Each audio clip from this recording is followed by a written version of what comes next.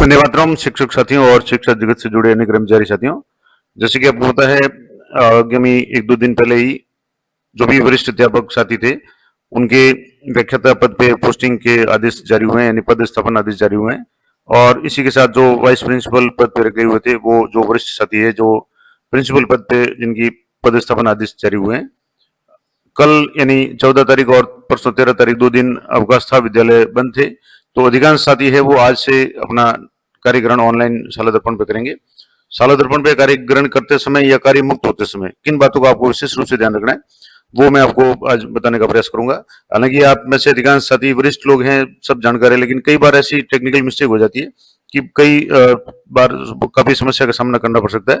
पिछले कुछ दिनों पहले जब व्याख्याता से वाइस प्रिंसिपल पद पे जो भी पदस्थापन आदेश जारी हुए थे उनमें कुछ साथियों ने गलती की थी और जिसके कारण उनको परेशानी का सामना करना पड़ा। खासतौर से कार्य मुक्त होते समय यानी शाला दर्पण से जब वो अपने मूल पदस्थापन से नए पदस्थापित जो आदेश जारी हुए उस स्थान पर अगर कार्यग्रहण कर रहे थे तो रिलीविंग के समय उन्होंने कुछ गलतियां की थी। वो गलतियां आप नहीं करें, ये ध्यान रखें। और उसके बाद में और क्या क्या काम करने, तो सबसे पहले शाला दर्पण से अगर आप कार्य मुक्त हो रहे हैं, क्योंकि अभी ऑनलाइन कार्यग्रहण और कार्य मुक्ति होनी है, तो इसके लिए सबसे पहले तो रिलीविंग पोस्ट है और जिस पद के लिए आप कार्य मुक्त हो रहे हैं वो समान रखें।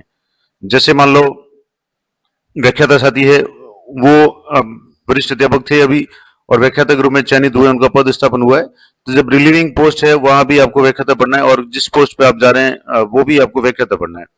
और ये हालांकि थोड़ा सा जो शाला दर्पण का मॉड्यूल है उसमें थोड़ा सा आपको कंफ्यूजन लगेगा कि वर्तमान पोस्ट है तो वर्तमान पोस्ट वैसे तो वरिष्ठ अध्यापक, लेकिन आपको व्याख्याता सेलेक्ट करना है और जिस पद पे जा रहे हैं वो भी व्याख्याता करना है।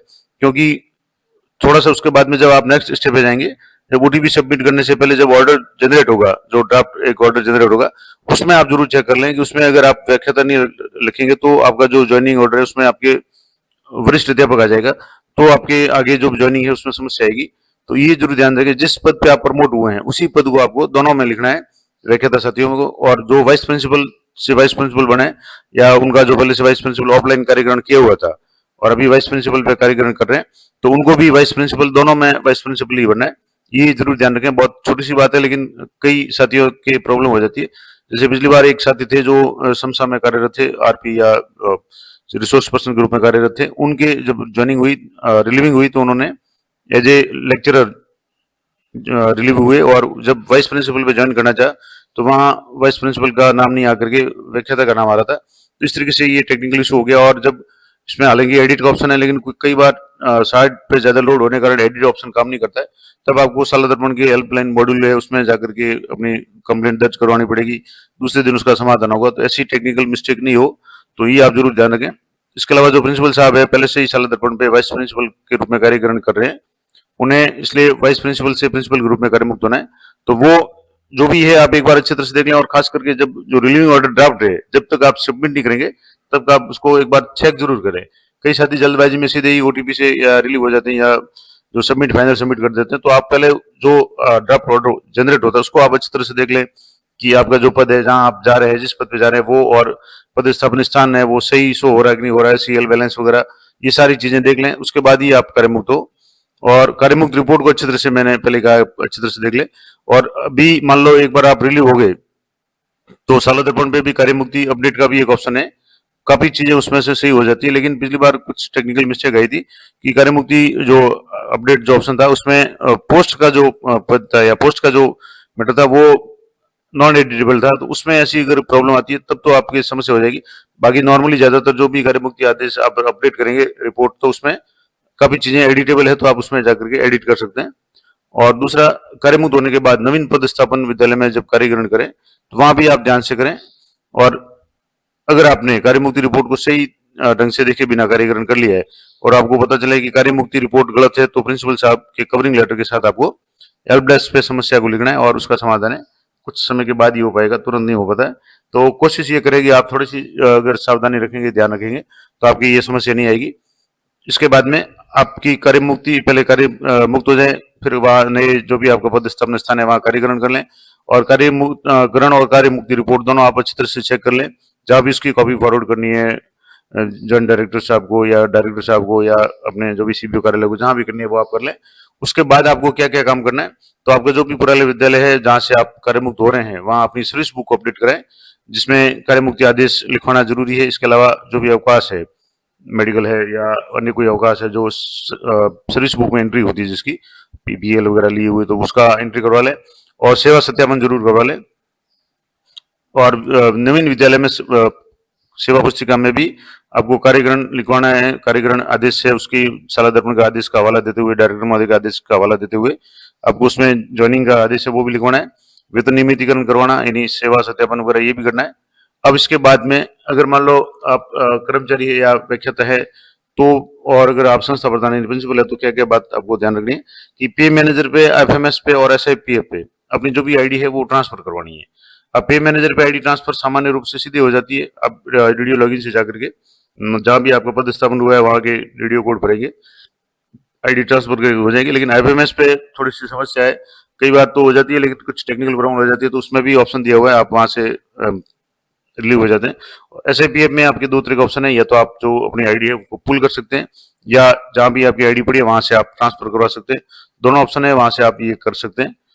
हालांकि मैंने प्रत्येक टॉपिक पे इनमें से तीनों पे वीडियो बना रखे हैं, आप आवश्यकता है तो उस चैनल पे जाकर के आप सर्च करेंगे तो आपको वीडियो मिल जाएगा। इसके अलावा अगर जो विद्यालय में जहाँ डीडीओ का पद संभालेंगे जो साथी, खास करके अगर मान लो कुछ ऐसे विद्यालय है जहाँ वाइस प्रिंसिपल नियुक्त हुए हैं और प्रिंसिपल की पोस्ट वैकेंट पड़ी है, तो वहाँ उनको संस्था प्रधान का डीडीओ का भी चार्ज मिलेगा। उसके लिए डीडीओ जो आदेश है वो जारी करने पड़ेंगे। इसके अलावा उन्हें शाला दर्पण पे अपने संस्था प्रधान के रूप में अपडेट करना पड़ेगा, अपना मोबाइल नंबर, ईमेल आईडी वगैरह। यूडाइस पोर्टल पे भी आपको अपना अपडेशन करवाना है। इसके लिए आपको जो भी आपके सीबीओ कार्यालय या संस्था कार्यालय है वहां से संपर्क करना है। शाला सिद्धि पे भी आपको अपने संस्था प्रधान वगैरह को अपडेट करवाना है। इसके अलावा इनकम टैक्स डिपार्टमेंट में भी आप जो भी क्योंकि अभी जैसे क्वार्टरली वगैरह तैयार होगी, अधिकांश लोगों ने चौथी क्वार्टरली जमा कर ली होगी, तो जो भी फॉर्म नंबर 16 वगैरह जारी होंगे वो भी नए डीडीओ के नाम से होंगे, तो वहां भी आपको ये अपडेट करवाना है। आप अपने जो भी सीए या जहां भी क्वार्टरली भरते हैं उनको भी सूचित कर लें। एसआईपीएफ पे आपको डीडीओ रोल ऐड करवाना है। सिंपल सा अगर हो जाता है तो, नहीं तो आपको एसआईपीएफ ऑफिस से जाकर के डीडीओ रोल ऐड करवाना है जो भी संस्था प्रधान नए नियुक्त होते हैं, क्योंकि उसके बिना कई कर्मचारियों के कई ऐसे काम है जो एसआईपीएफ पे है, जैसे नॉमिनी डिटेल्स वगैरह कुछ ऐसी चीजें हैं जो डीडीओ लेवल से होती है वो नहीं हो पाएगी। और एफएमएस पे मैपिंग करवाना सबसे इंपॉर्टेंट काम है, क्योंकि इस पे मैपिंग अगर जब तक आपकी नहीं होगी तो आप सैलरी की समस्या आपकी आ जाएगी अगले महीने से ही, तो ये आप जरूर ध्यान रखें। इसके अलावा पे मैनेजर पे भी डीडीओ रजिस्ट्रेशन करवाना है। आपका जो पुराना डोंगल है जो आपके नाम से है तो वो डोंगल वहां ट्रेजरी से डीएक्टिवेट करवाना पड़ेगा, और नए पदस्थापन स्थान से संबंधित जो भी आपको एक लेटर बना करके, मैंने इसके संबंध में वीडियो बना रखा है, 2 लेटर होंगे आपके जो भी डोंगल है उसको डीएक्टिवेट करने का और नया डोंगल एक्टिवेट करने का। अगर डोंगल की अवधि आपके है तो आपको ट्रेजरी से ये पुराने डीडीओ से डीएक्टिवेट करवाना पड़ेगा और नए डीडीओ कोड से आपको उस डोंगल को एक्टिवेट करवाना पड़ेगा, तभी उस डोंगल को आप पे मैनेजर पे यूज कर पाएंगे। एफएमएस पे भी डोंगल का आजकल उपयोग है, आप कर सकते हैं रजिस्ट्रेशन करवाने के बाद में। और पे मैनेजर पे अभी भी जैसे टीए बिल वगैरह है वो पे मैनेजर पे बन रहा है, तो उसमें भी आपके डीडीओ का जो डोंगल है उसका होना जरूरी है। इसके अलावा एसएनए से संबंधित जो भी कार्य है उसमें भी आपको रजिस्ट्रेशन करवाना पड़ेगा। ये कुछ इंपॉर्टेंट बातें थी जो आपको विशेष रूप से ध्यान रखनी है।